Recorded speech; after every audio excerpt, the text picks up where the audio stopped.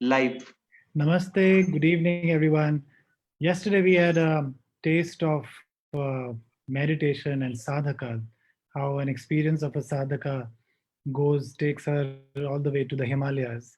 And day before that, it was Dilip Sarkar talking about the International uh, Association of Yoga Therapy, telling us about the clinical benefits of various parasympathetic and sympathetic response and how it benefits, how it is useful for health. Today, it's a proud privilege to introduce to you uh, our colleague from Brazil. She is Elisa H. Kozasa. She's a professor and neuroscientist at the Brain Institute of Hospital Israelita Albert Einstein in Sao Paulo, Brazil. So she's joining us all the way from there. Interestingly, she is the first fellow of the Mind and Life Institute in Latin America. Her international publications include Neuro-imaging of contemplative practices, behavior, and innovation in healthcare. She's also a consultant to the Brazil Air Force because she's carried out a lot of work on attention and emotional regulation in that particular group, as well as among some athletes who do surfing. So she's been actively collaborating with groups around the world, with some in California, and she's basically a biologist, but is actively involved in using imaging tools to understand the effect of yoga and meditation. So far in last 112 days, we didn't have anyone to tell us how the imaging can give us more insights into the magic or the whatever effects the meditation yoga does to our body and health. So, Dr. Elisa, it's a proud privilege to welcome to this platform. Please come and deliver your talk, and your audience includes healthcare workers, yoga academics, practitioners, some physicians, a lot of students across the country, and about 20 to 25% around the world also. So welcome, and over to you, Dr. Elisa. Thank you, Akshay, and it's a pleasure to be with you, all of you. I will present some of our data in neuroimaging and meditation and yoga studies. I will share the screen. Here's my contact, my email, and my Instagram. So it's easy, maybe it's easy from my Instagram. This is my short bio.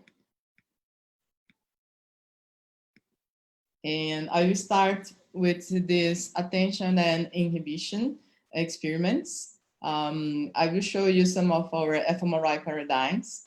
And you will see many words painted in some colors. So please choose the colors, okay? I will show you the paradigm. Let's go.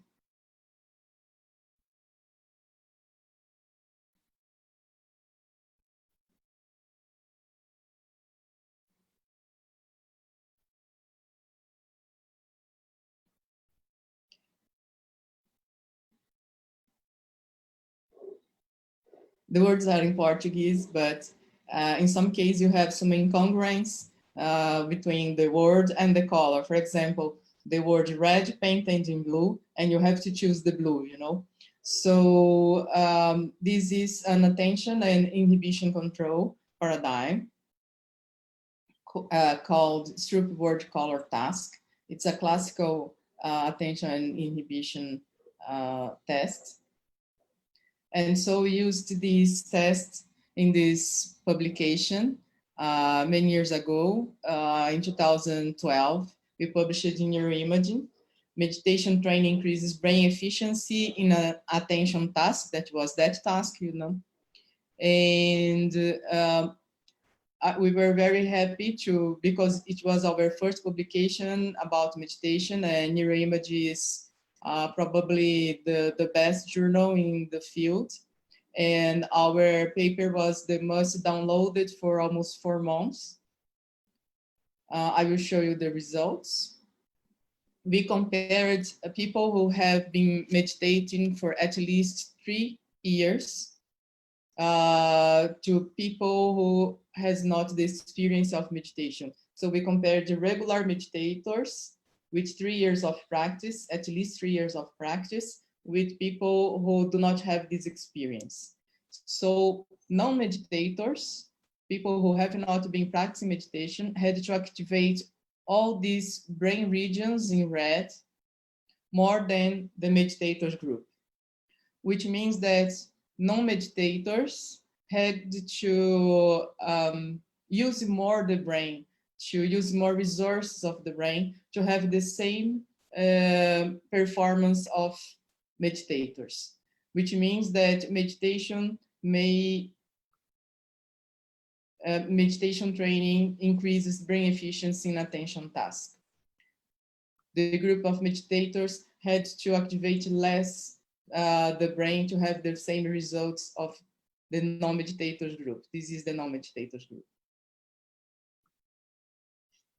After that, we published this study with the same group of non-meditators and meditators who have been practicing for at least 3 years. And we submitted them to a meditation retreat, effects of a 7-day meditation retreat on the brain function of meditators and non-meditators during an attention task. So these participants went to a 7 days meditation retreat, a Zen meditation retreat, a very rigorous meditation retreat. The retreat started every morning at 5:30 and ended at 9:30 p.m. And so the results before the retreat were the same of the previous study, which means that meditators had to activate less the brain regions, these brain regions, compared to the non-meditators group. Non-meditators have to activate more these brain regions to have the same results. So this is the same results of the previous study. However, after only 7 days of practice, we can see that the non-meditators group decreased the brain activation. It was compatible with the meditators' brain activation just before the retreat. So in just 1 week, what we can see is that the brain activation of non-meditators became almost the same of the meditators group. So 1 week of intensive meditation retreat may really change the brain function. It means also that it's important to see if someone is mentally healthy to go to this kind of intensive meditation journal, because this can be too much. When we think about meditation and yoga and the brain structure, we published this first study in 2013. And we used machine learning, support vector machine, to compare the volumes, which means the structure, the volumes of different brain regions of this group of non-meditators and meditators. And with an accuracy of almost 95%, we could separate the groups in non-meditators and meditators with this comparison of brain volumes of different brain regions.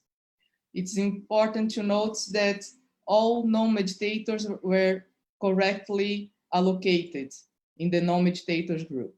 The accuracy was not 100% because some of meditators, these two, were classified as non-meditators instead of meditators. Okay, so it was a very interesting result. So from brain volumes, we can separate the groups of meditators and non-meditators.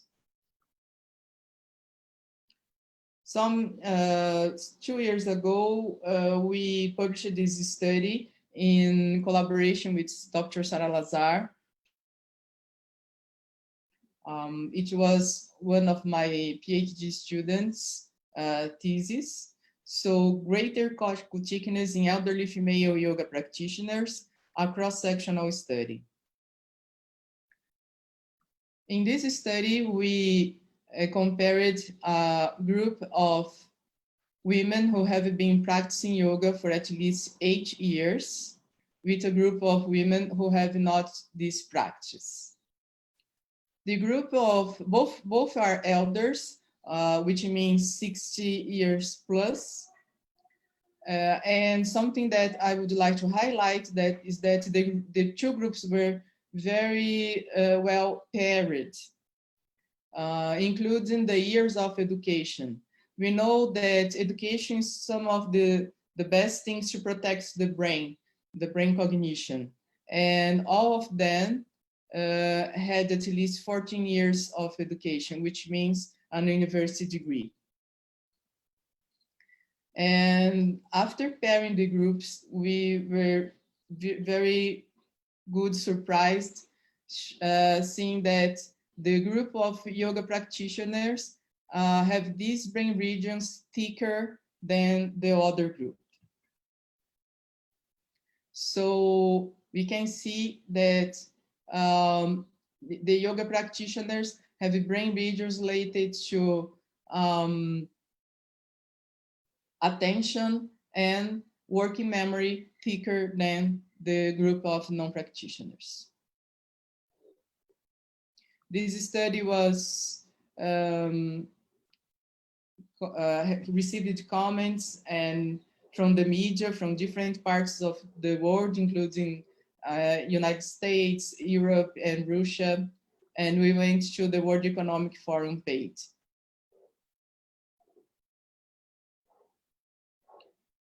This is our last project in yoga. We are already analyzing part of the data, but we are studying the effects of yoga practice in multiple sclerosis patients. This is a multimodal approach with neurologists, neuroscientists, yoga, senior Iyengar yoga practitioners, instructors. This is an instructor from California who is also a multiple sclerosis patient. And he has been helping us in this, this study. So multiple sclerosis is an autoimmune inflammatory neurological disorders. And this is the progression. The patient will losing movements. There is some books about yoga and multiple sclerosis, but just a few studies, scientific studies about that. And we are using fMRI, FNIRS, near-infrared spectroscopy, in our gait lab. So the participant is walking and we can see the brain function at the same time. And this is some of the Iyengar yoga classes. This is our gait lab. Some of preliminary results in the FNIRS. This is comparing patients with health controls. We can see that the patients had to activate more brain regions while walking and doing some cognitive tests. This is a preliminary result before and after the yoga practice. This is just a sample, a small sample, but we can see that probably yoga will make the patients to have a better brain results after the practice.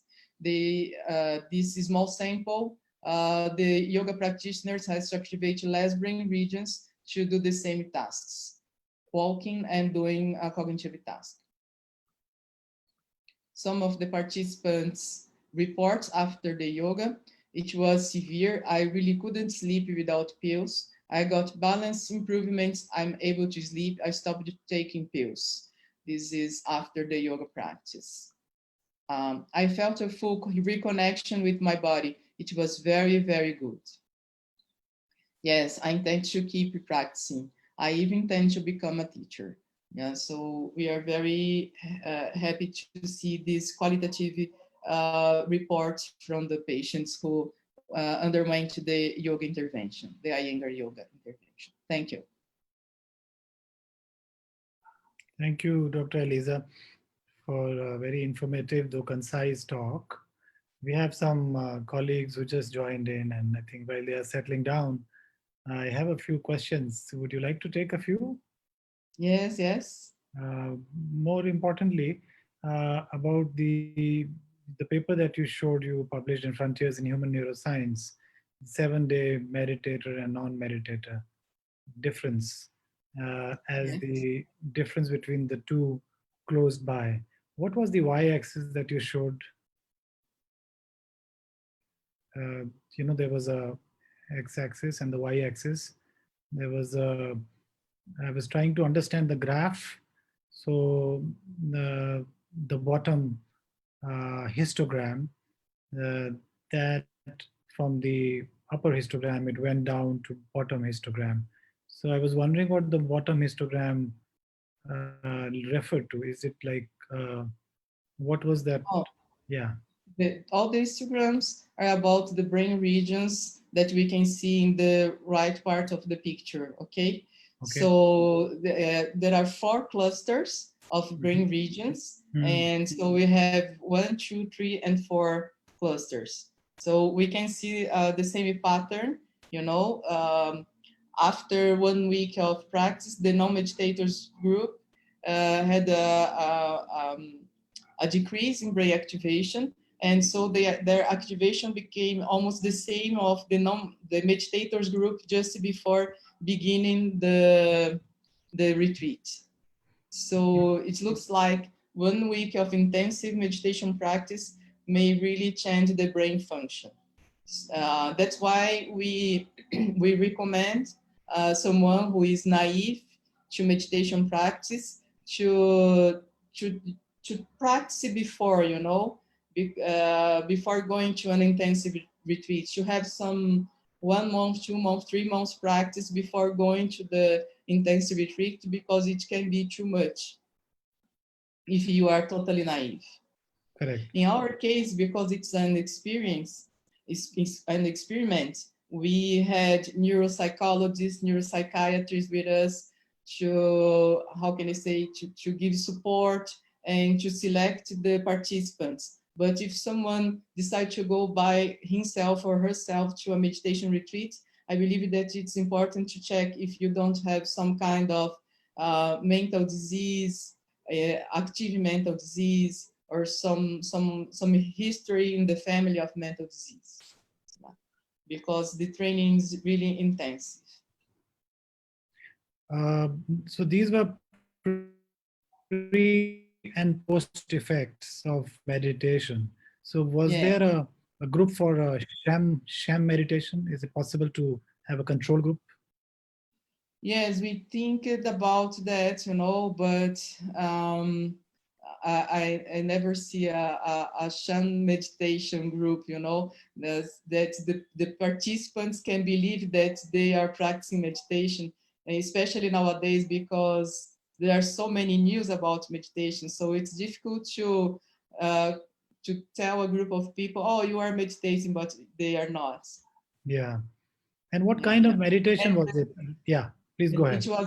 it was Zen meditation. We decided uh, to invite a very rigorous Zen meditation teacher, because we would like to see if there are changes in just 1 week, and that's why we decided to go to the Zen training, which is very strict.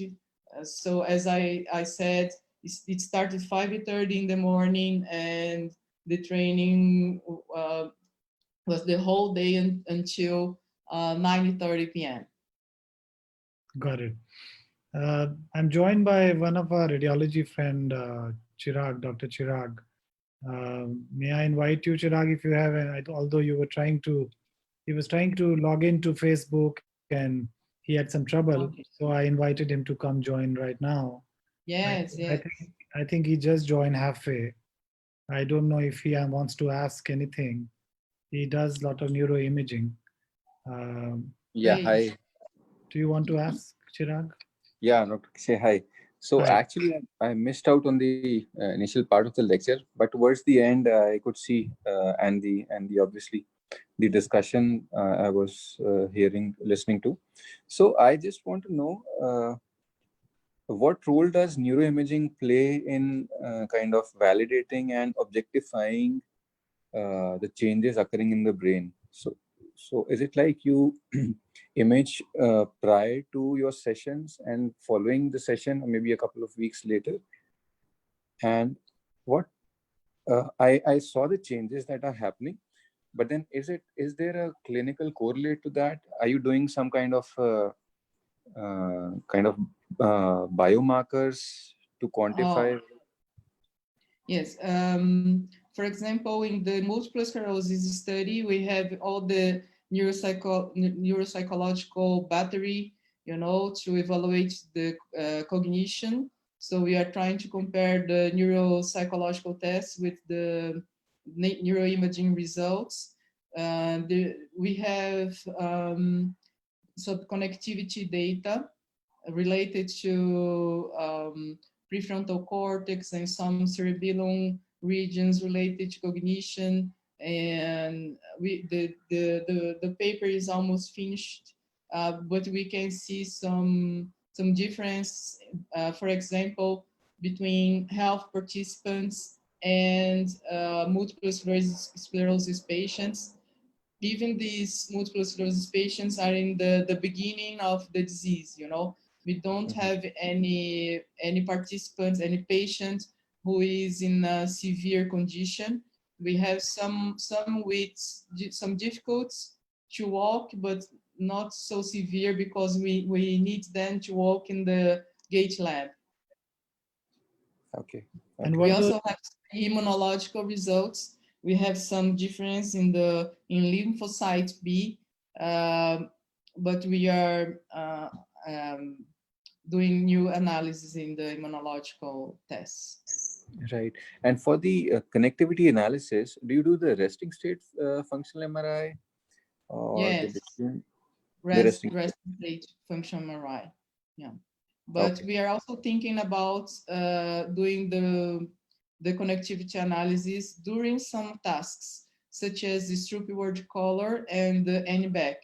They did the resting state inside the machine, as well as the Stroop word color task and the NBAC task.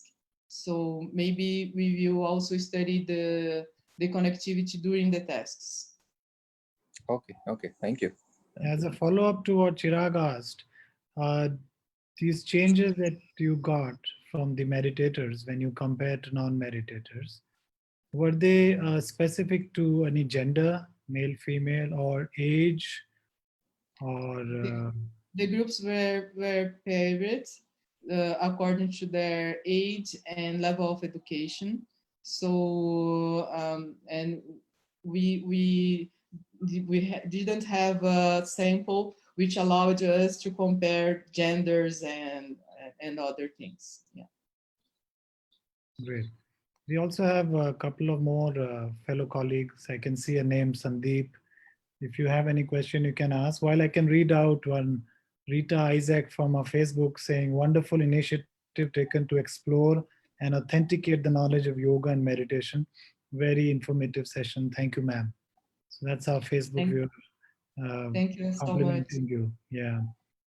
Dr. Sandeep, if you are there, if you want to ask anything, or there is Aryata, Uja, I don't know if it is Chirag's login ID, you can Yeah, make your it's actually my questions. daughter's. Okay, all right. And where Thank do you you. want to take your research further? Are you planning to collaborate outside Brazil? Because in India, we have Yes, of huge sample course. size, big followers of a yoga school, so the N can be improved. And in India, we are now developing protocols. So there's a diabetic yoga protocol. There's a common yoga protocol that is practiced every International Day of Yoga. And we also have the uniformity in the training component. So the practitioners, sorry, the trainers are also qualified as level 1, level 2, level 3 based on their practice. theory and teaching. So a lot of things are constant, and we have access to two more groups. One is the prisons, because they eat the same food, they are in the same environment, and we are planning a study around that in the last leg of ethical approval. And another one to the high altitude, and in a retreat camp, eating the same food. And of course, the height is a challenge. So what happens after the Yes. challenge is something we are trying to investigate. That project's got kick-started already. Yeah, that's why we decided to do that retreat study, you know, because both groups, the naive meditators and the regular meditators, they were in the same place, eating the same food with the same teacher, doing the same things for 1 week. It's like mice in the lab, you know, that we Yes. can control everything. This is a very nice experiment. Yeah.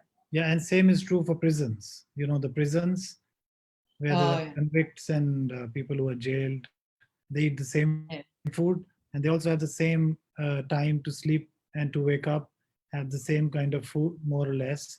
But the only thing is Yes. they're presumably a little stressed up. So we're going to sample the stress, and then after the intervention, look at non-imaging markers, neuropsychology. But we didn't really go. I've been talking to Dr. Chirag here to come forward and look at the imaging aspect as well. So we would like to collaborate with you on the imaging aspect also. Oh, great. What is very important at this moment, I believe, is the quality of the methodology. You know, to have or to pair the groups, or if it's an intervention, to have a randomized controlled study. It's not possible to publish nowadays in a good journal without a randomized controlled study, and so to take care about the size samples. Yeah. Great. And of course, something that I noticed is which makes the total difference is the quality of the instructor. Yes. We really need senior instructors to at least know that the intervention is high standard. And also consistent, the same trainer walking past all the days of intervention as well, rather than Yeah. changing your instructor every day. So even that needs to be constant also. Yeah. Yeah. So I think if there are no questions, we would, on behalf of Yoga Scholars BGMEA, which is a group of integrative medicine case reports that we publish with an idea to solicit a singular case report uh, from interventions such as Ayush intervention, yoga, or meditation-based intervention. This, on behalf of this journal and the editorial board and my colleagues, we thank you for sparing time and coming all the way live from Brazil. We hope to reconnect, maybe in the form of a collaborator. And we would like to thank you for this. Thanks. Yes. Namaste. I would be very happy. And I don't know if Israelita is here, but we know her from some years ago as well, Dr. Gangadhar. So I really love Indian culture and tradition. Thank you so much for Thank you this so much. opportunity. Thank you. Thanks.